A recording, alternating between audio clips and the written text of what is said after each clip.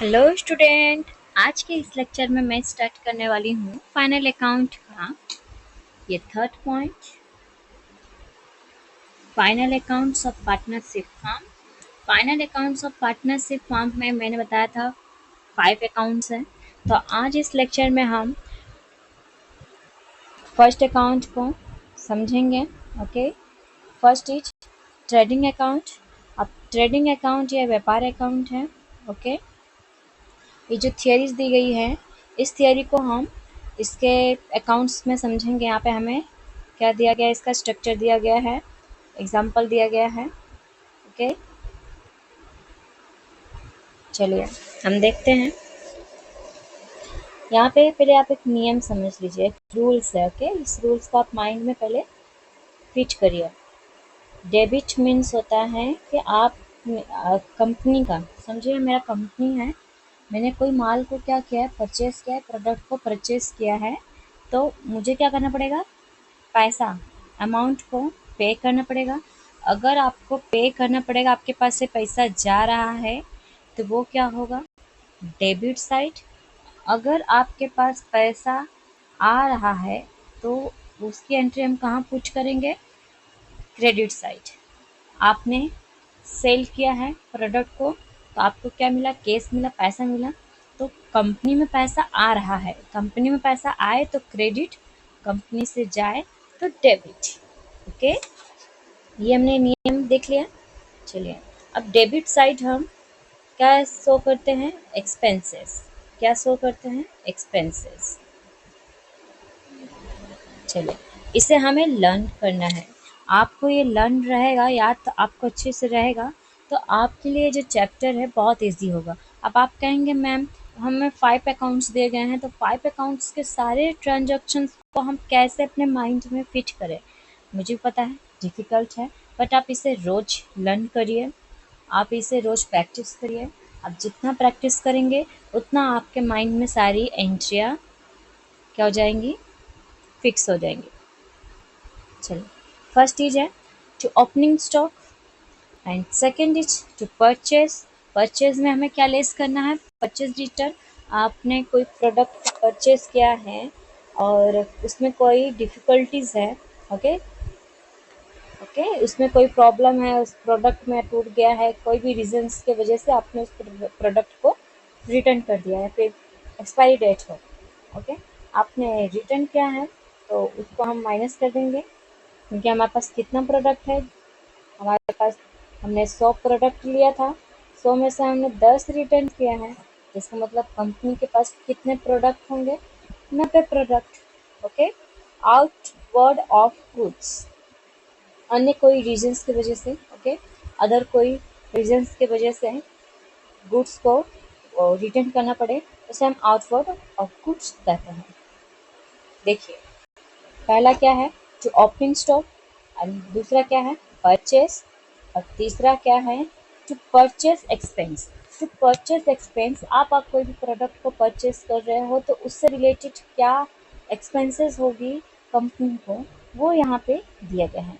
कितनी एक्सपेंसेस दी गई है आपको, सॉरी 7 एक्सपेंसेस दी गई है। कितनी, 7 एक्सपेंसेस दी गई है। अब ये 7 एक्सपेंसेस को हम देखते हैं। ये रहा है हमारा एक्सपेंस। फर्स्ट है वेजेस। चलिए पहले मैं आपको एग्जांपल के थ्रू समझाती हूँ जिससे आपको समझ में आएगा ये। अब टीवी, फ्रिज, ये सब क्या हुआ, ले लिया गया है। Okay, TV, fridge, TV fridge यहाँ पे है, हमने लिया शॉप में से।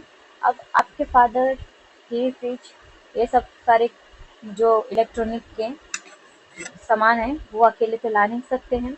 उसके लिए सबसे पहले क्या, वो बुक करेंगे, लेबर्स को अपॉइंट करेंगे। तो जो लेबर्स होंगे वो क्या करेंगे, इस मशीन को, इस सारे जो इलेक्ट्रॉनिक्स हैं मशीन को क्या करेगा, शॉप से हमारे घर पे शिफ्ट करेगा। ओके, अब दूसरा क्या है, दूसरा है कि अब वो जो लेबर्स हैं, लेबर्स मतलब मजदूर, वो जो मजदूर हैं वो मजदूर पैदल तो ले जा नहीं सकते उठा के इतना दूर, उसके लिए हमें क्या बुक करना पड़ेगा, ऑटो टेम्पा जो भी है ओके, व्हीकल्स जो भी हमें बुक करना है उसके थ्रू हमें जाना। अब व्हीकल बुक कर रहे हैं तो हमें नॉर्मली सी बात है, हमें भाड़ा तो पे करना पड़ेगा, तो वो भी हमारा क्या है, एक्सपेंसेस है। अब उस अब हम उसको फिटिंग करवाएंगे घर में, तो फिटिंग कराने के लिए भी एक्सपेंसेस ही होगा वो हमारा, वो भी खर्चा है, उसे भी हमें पे करना पड़ेगा। ये हमारा क्या एक्सपेंस है। उसी प्रकार का, उसी टाइप को हम ये कहेंगे परचेस एक्सपेंस। अब कंपनी अपने प्रोडक्ट को परचेस करेगी तो वहाँ से कंपनी का मालिक तो जाएगा नहीं लेने, यहाँ पे क्या होगा, जो मजदूर हैं मतलब लेबर्स, लेबर्स को हम अपॉइंट करेंगे, तो लेबर्स को हमें क्या पे करना पड़ेगा, वेजेस। क्या पे करना पड़ेगा, वेजेस। वेजेस को हम मजदूरी कहते हैं। ओके, हमें वो पैसा देना पड़ेगा। अब हमारा क्या आएगा, कैरिज इनवर्ड। अब आप कोई व्हीकल के थ्रू मंगाया या फिर ट्रक होगा, ट्रक के थ्रू आपने मंगाया है, गाड़ी के थ्रू मंगाया है तो गाड़ी का भाड़ा भी देना होगा, तो ये क्या है, carriage inward. Railway freight. Railway freight का मतलब क्या होता है, आपने कोई भी सामान, क्या हुआ, रेलवे के थ्रू मतलब ट्रेन से मंगाया है, पास में है तो आपने गाड़ी का इस्तेमाल किया, लेकिन वो बहुत दूर है, तो बहुत दूर है तो गाड़ी का खर्च ज़्यादा होगा, तो आपने गाड़ी का खर्च बचाने के लिए किसका यूज किया है, रेलवे का, ट्रेन का। अब वो जैसे कि दूसरे स्टेट से हमें माल लाना है, ओके, प्रोडक्ट लाना है, तो उसके लिए हम ट्रेन का इस्तेमाल करते हैं। तो ट्रेन से रिलेटेड जो भी सारे खर्च हैं वो हमारे रेलवे फ्रेट में आएगा। अब ट्रांसपोर्टेशन कार्टेज में वो क्या आता है, ट्रांसपोर्टेशन कार्टेज में हम एरोप्लेन से रिलेटेड सारी खर्च, जैसे कि हमने विदेश से माल मंगाया है, फॉरेन से, अब फॉरेन से प्रोडक्ट मंगा रहे हैं, तो हमें क्या करना पड़ेगा, एरोप्लेन का पहले हमें भाड़ा देना पड़ेगा, रेंट पे करना पड़ेगा। अब वो जहाँ पे उतरेगा, जो गोडाउन में रखाएगा, ओके, वहाँ का हमें पे करना पड़ेगा, चार्जेस पे करना पड़ेगा स्टोरेज रूम का। तो ये सारे खर्च हमारा ट्रांसपोर्टेशन कार्टेज में आएगा। अब यहाँ पे आ गया पोर्ट चार्ज, इसे हम बंदरगाह शुल्क कहते हैं। बंदरगाह मतलब होता है कि बंदरगाह पे आपने जो सारे सामान रखे हैं, बंदरगाह पे जैसे कि आपने जो, बंदरगाह किसे कहते हैं पहले आप ये समझ लीजिए। समुद्र किनारा देखा है आपने, समुद्र किनारे के आस पास आप देखेंगे बहुत सारी बड़ी बड़ी जहाज होंगी, ओके, तो बहुत सारी बड़ी बड़ी जहाज है, तो वहाँ से हम अपना माल को अ, उस जहाज में क्या करते हैं, शिफ्ट करते हैं, लोडिंग करते हैं, फिर वो जहाज क्या जाता है, दूसरे देश में जाता है, वहाँ पे जाके अनलोडिंग होता है, वहाँ पे जाके उतर के जहाँ हमें सामान प्रोडक्ट बेचना है वहाँ पे वो चला जाता है। और अगर हमें विदेश से माल मंगाना है, अगर एरोप्लेन का जो चार्जेस है वो ज़्यादा है, ओके, लॉस हो रहा है आपको, तो आप क्या कर सकते हो, जहाज का इस्तेमाल कर सकते हो, पानी वाले जहाज का इस्तेमाल कर सकते हो, वहाँ पे अपने अपने माल को क्या कर सकते हो, वहाँ से मंगा सकते हो।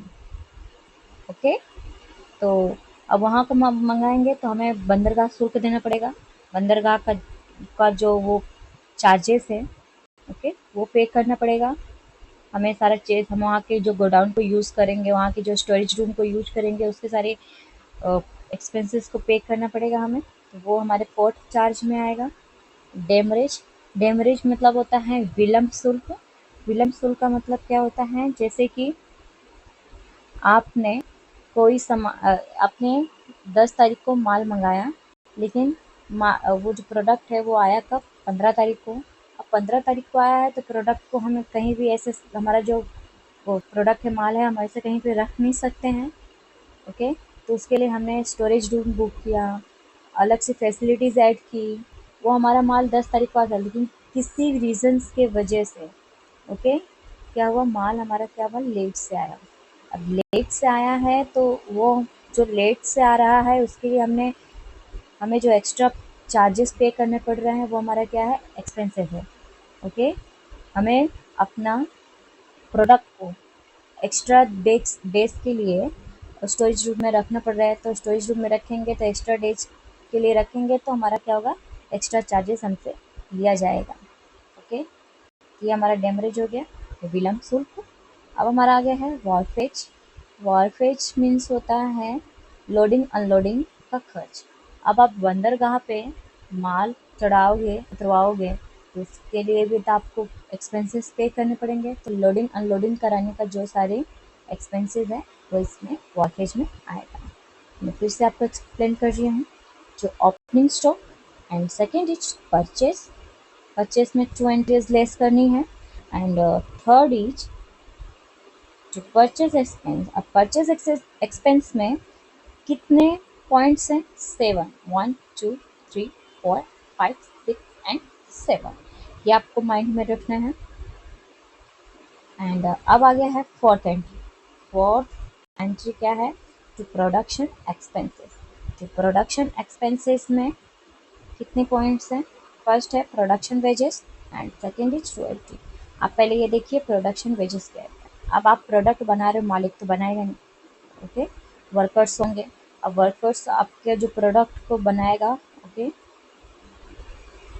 तो उस वर्कर्स को आपको क्या पे करना पड़ेगा? Wages, production wages. अब रॉयल्टी क्या होती है? रॉयल्टी मीन्स होती है जैसे burger king, okay, burger king कौन सी कंपनी है? विदेशी कंपनी है, फॉरेनर कंपनी है, फॉरेन कंपनी है। तो उसका क्या आप देख रहे होगे, इंडिया में भी इसकी ब्रांचेस हैं। इंडिया में ब्रांचेस है तो क्या वो मालिक आके यहाँ पे बैठा है? यहाँ पे नहीं, मालिक नहीं बैठा हुआ है।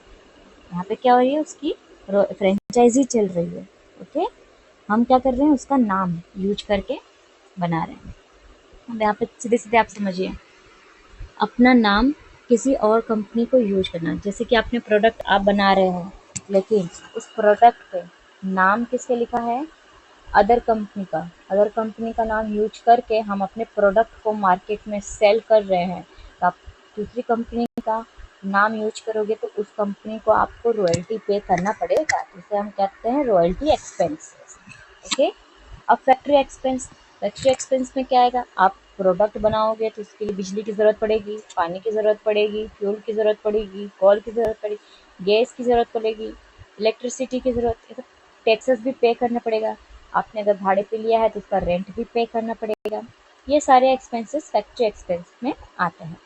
अब consumable store, oil and grease. आप जो मशीनरी यूज़ कर रहे हो, मशीन यूज कर रहे हो, उसमें ऑयल और ग्रीस की ज़रूरत पड़ती है।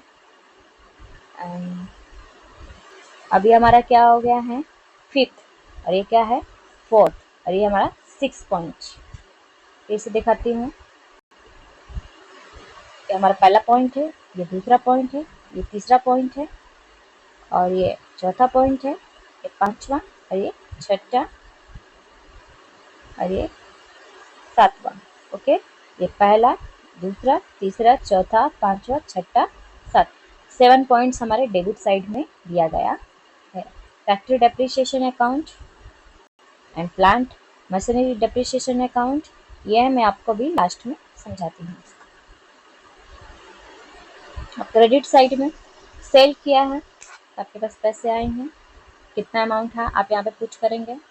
अब सेल में से रिटर्न हुआ है, आपने बेचा लेकिन कस्टमर ने उसमें से 2 प्रोडक्ट आपको रिटर्न किया है, तो जितना रिटर्न किया है उसकी अमाउंट हम यहाँ पे लिख देंगे। तो सेल रिटर्न हो गया है हमारे पास से।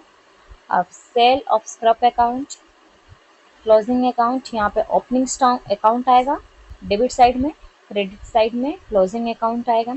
आपको एक चीज़ याद रहे, एमसीक्यूज में भी ये सब चीज़ें आपसे पूछ सकते हैं एंट्री से रिलेटेड, तो आपको ये लर्न होना चाहिए। चलिए अब हम ग्रोस लॉस और ग्रोस प्रॉफिट देखेंगे। अगर क्रेडिट साइड का टोटल ज़्यादा हुआ और डेबिट साइड का टोटल कितना हुआ? 19 हुआ। अब सबसे ज़्यादा टोटल किसका है? क्रेडिट साइड का। तो हम यहाँ पे क्या करेंगे? क्रेडिट साइड की एंट्री यहाँ पे सेम कर देंगे, इक्वली कर देंगे, 100 या 100 हो जाएगा। अब हम यहाँ से क्या करेंगे? 100 को लेस करेंगे, ओके, माइनस करेंगे 90 से, तो क्या हो जाएगा? 10। ये जो डिफरेंस है हमारा 10, ये हमारा क्या होगा? Gross profit. अगर क्रेडिट साइड की एंट्री ज़्यादा है, डेबिट साइड की कम है, ओके, तो हमें क्या मिलेगा? Gross profit. इसी का उल्टा है, क्रेडिट साइड की एंट्री ज़्यादा हो और सॉरी डेबिट साइड की एंट्री ज़्यादा हो और क्रेडिट साइड की एंट्री का जो टोटल है वो क्या हो? कम हो, तो इसको भी हम इक्वल कर देंगे, इक्वली लिख देंगे, यहाँ पे 100 कर देंगे। तो 90 में से 100 में से 90 को माइनस करेंगे तो हमारा डिफरेंस क्या आएगा? 10 आएगा। ये जो 10 है, हमारा जो डिफरेंस है, ये हमारा क्या होगा, ग्रॉस लॉस होगा। ओके, अगर डेबिट साइड का टोटल ज़्यादा है तो हमें क्या मिलेगा, gross loss. If credit side का टोटल ज़्यादा है तो हमें क्या मिलेगा, ग्रॉस प्रॉफिट। आई होप आपको ये स्ट्रक्चर समझ में आया हो, आपको ये जो एग्जाम्पल है, नमूना है, आपको समझ में आया हो, और इसे आपको याद करते रहना है रोज। ओके,